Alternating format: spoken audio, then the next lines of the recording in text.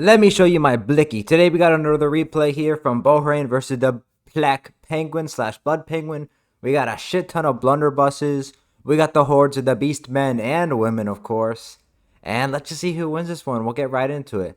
I don't really approve of the Chaos Dwarfs using this many laborers. Not very cash money of them. We got some bull center renders anti-large. We got some of these silly little Centigores over here. And remember guys, if you could subscribe, that really helps out the channel. You guys can get this content straight into your brains every single time I upload. And a like also helps the video. On the opponent's side, he has a Wildcaster. If I was to guess, he's going to have Traderkin. But let's look at it over here. So we got Torx the Brass Bull over here, rocking brass body only. A very weird choice against Chaos Dwarfs considering his fire attack. I'm honestly very sussed out at this pick, Blood Penguin. I'm not sure about that one, Chief. Brave Shaman of Wild, Traderkin, Classic. I would go that as well. Always Chaos Dwarfs just spam. Chaos Dwarfs like to spam single. I think this a lot with that train. Now this replay has no train. Thank God. I fucking hate that train. Every goddamn Chaos Dwarf replay has the train. But now we get to see a different kind of build here. The Blicky Cannon build. So we're over here. We got 5 Blicky Cannons. The idea of this build, I should probably say this caster, Doom of Darkness, Spirit Leech, Snipe Lord, route everybody off, Butchers or Calcagar go to the front line. The idea with this build is that you just blast everything before it can actually get to your back line. And the laborers are just there to die. Your purpose is to die. And the bull center renders would have hopefully clogged up any Centigores or Minotaurs that slip through these cracks. It looks like quite a strong Kislev build, or Bretonia, or fucking me, man. Chaos Dwarf build, Torx the Brass Bull pops his brass body. So while he does take some nasty shots, he's not going to be as bad as it could have been, but he's still taking some heavy shots. These Butchers at Calcagar also just get absolutely lit the fuck up, man. They're getting destroyed, but they are in the back line now. If I was Bohrain at this point, I'd probably land this Lord, dive them off. He can tear out those, well, not tear out, just normal route those guys off. Bull Center Renders are still hovering. They know they need to screen out the Centigores. Sons of Goros also got Blicky Cannon blown up. And but the Beastmen are pushing through the front line. We got some Pestigores into the back line. Lord hovers around, Butchers of Calcagar are riding around, are routing off. Torx the Brass Bull, he's looking a little low, he took some back shots. Traderkin goes down on the Lord. All the blunderbusses are kind of compromised right now. There's 2 in the back, protected by Bull Center Renders. Bohrain finally activates the Bull Center Renders, but the front line is buckled. I mean, it was just some laborers, as we'll call it nicely. The Blazing Beards are still here, obviously amazing infantry. Sons of Gore was hit right in the back shot back line. Coming out with the video soon, you'll see that this is truly a Beastman strategy and what makes them so powerful and fearful. But the Bull Center Render's going to countercharge the Sons of Goros. That's really good. BOP is pretty much dead even. And I tend to agree. A lot of this Chaos Dwarf range is shut down. And the Butchers are coming back now. Pestigores keep pushing in. This Blunderbuss is almost dead. The Lord's now in the fight with the Ungor herd. He's just trying to tear out stuff off. But this units are a little bit too healthy, so they're not tearing or routing off yet. Torok's actually doing surprisingly well.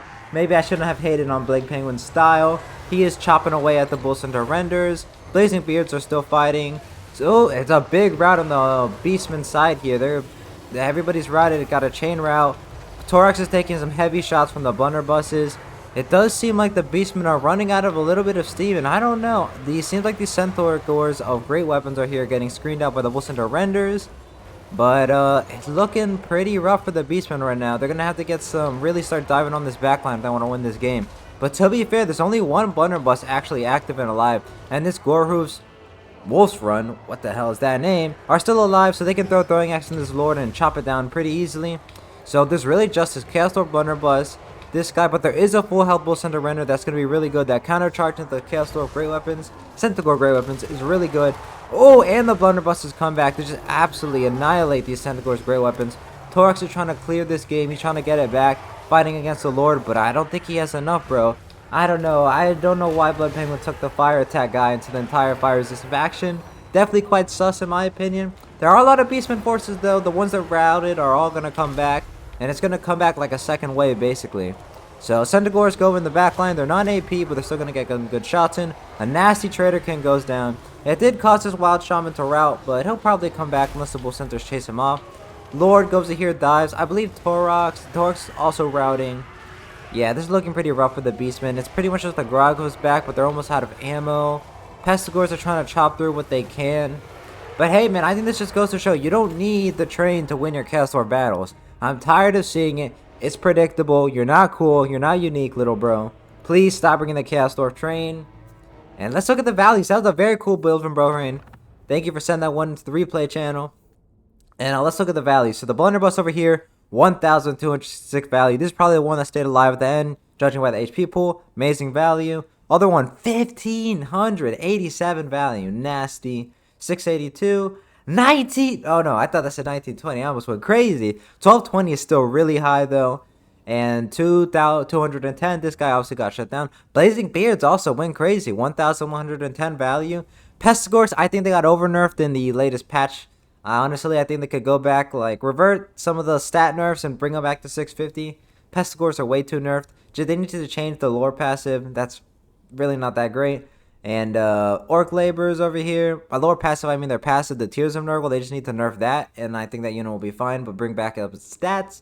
And the Laborers, quote-unquote, over here, mid-value. They're just there to die, though. They're not going to get a lot of value. The Lord, 488. But he was alive at the end. He was healing from the Traderkins. So he still had a lot to give. He did pretty good in this battle, just sniping Torox and the leadership bombs. Bull Center great weapons. We know these guys aren't great. It really was just a Blicky build cup. It really was just a Blicky build carrying this game. Over here on the Beastman side, Torox 401 value. I'm not really sure what Blood Penguin was expected. I don't know if he was feeling freaky today or something, or he just forgore. But yeah, fire attack into Beastmen, into Chaos Dwarves, yeah, not that great. Traderkin, great ability. Even though there's only one single entity, it still did really good. Probably hit some most into renders. 1,400 value. Butchers, they got butchered. 429. Again, another unit that's weak to fire. It's still good in this matchup, I guess, but honestly, I prefer just going with normal Minotaurs because you're paying more for these guys, and they do take that extra 20% fire weakness from being a regenerating monster, so I'd like to avoid them in this matchup. Groghogs, Warhooves, despite throwing almost all their ammo, only 719 value. A lot of these Chaos Dwarf units either A, had no value in them, or B, had shields, causing them to not get a lot of value, and they got army loss at the end there. 285 on these guys. Pestigors, like I said, guys, they got nerfed. They got definitely over nerfed in my opinion. They're fighting their ideal targets, and they really didn't perform that well in this battlefield. I think a Blood Penguin had like a, I don't know actually. This Chaos Dwarf was pretty good. You kind of need like archers and just something better than Pestigors. I think honestly even just went Goreherd would have been better. Over here, 497, 451, Gorgroth, Rock, blah, blah, blah, are 441. Overall, Beastmen didn't get much value. They really just did not have the forces to push through the Blicky build. The Blicky build's good, man. The Chaos Dwarf gunline's always been strong. It just, Chaos Dwarfs don't have much strategy, man. You see that stupid train, Singleti spam, or some kind of gun line, and that's pretty much it. Hope you guys enjoyed this one. Really fun battle, just seeing the Blicky cannons just go to work, tearing into some Beastmen. I mean, even a Cygor would have actually been pretty interesting to see in this battle on Blood Penguin's side. And I'll see y'all next time.